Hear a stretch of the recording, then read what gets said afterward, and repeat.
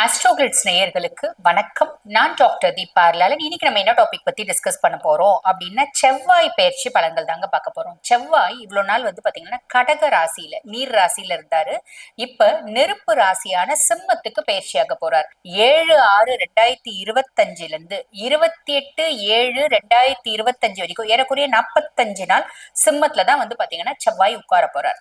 Already அங்க கேது உட்கார்ந்துட்டு இருக்காரு. அப்ப சிம்மத்துல கேதுவும் செவ்வாயோட இணையும் போது, அதாவது கேது செவ்வாய் இணைவு என்னென்ன மாதிரி பலன்களை ஒவ்வொரு ராசிக்கும் கொடுக்க போது நேரம் பாத்தீங்கன்னா வேஸ்ட் பண்ணாம சட்டுன்னு பாத்துடலாம் வாங்க. கன்னி ராசி அன்பர்கள், உங்களுக்கு பாருங்க, செவ்வாய் லார்ட் ஆஃப் 3 and 8, அதாவது இளைய சகோதர தைரியஸ்தானம் அவன் தான் அதிபன். துஷ்தானம் அஷ்டமஸ்தானம் அவனுக்கும் அவன் தான் அதிபன், அதாவது அந்த ஸ்தானத்துக்கும் அவன் தான் அதிபன்.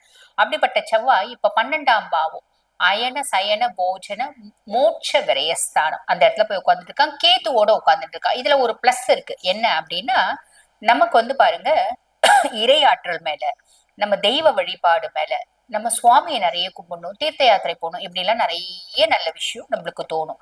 அதுக்கும் மேல 12th பிளேஸ்ல உட்கார்ந்துட்டு இருக்கான், கேத்துவோட செவ்வாய் உட்கார்ந்துட்டு இருக்கான். அப்படின் போது என்ன ஆகும்னா, தேவையில்லாத செலவு, தேவையில்லாத விரையும் அப்படின்றது வரத்துக்கும் வாய்ப்பு உண்டு.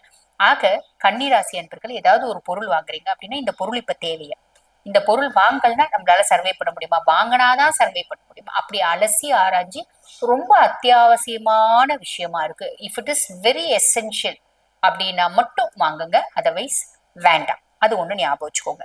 இல்லைன்னா என்ன ஒண்ணு, அப்படி நீங்க வாங்கிட்டீங்கன்னா என்ன பண்ணுவீங்க, ரொம்ப ஆசையா ஒரு ட்ரெட்மில் வாங்குறீங்கன்னு வச்சுக்கோங்க. ஒரு உதாரணத்துக்கு சொல்றேன், நான் செய்வேன், டெய்லி 1/2 மணி நேரம் பண்ணுவேன், 1 மணி நேரம் பண்ணுவேன், அப்புறம் வாங்கி தூங்கி கிடக்கும்.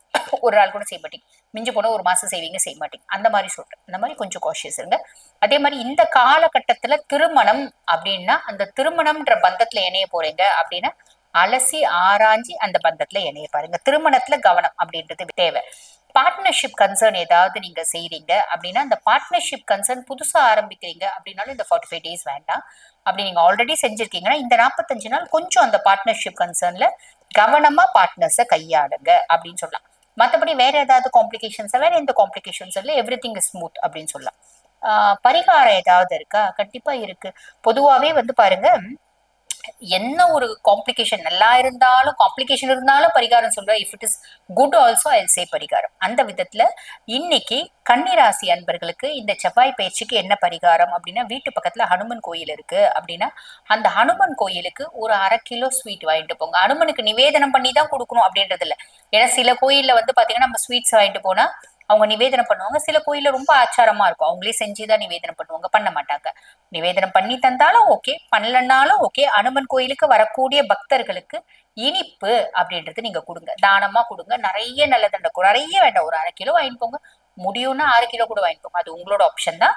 ஒரு 1/2 கிலோ ஜாங்கிரி வாங்குறீங்க போயிடுங்க, 1/2 கிலோ லட்டு வாங்கிட்டு போறீங்க அப்படின்னா, ஆளாளுக்கு வரக்கூடிய பக்தர்களுக்கு ஒண்ணு ஒண்ணா கொடுங்க. நிறைய நல்லது நடக்கும். வாழ்த்துக்கள்.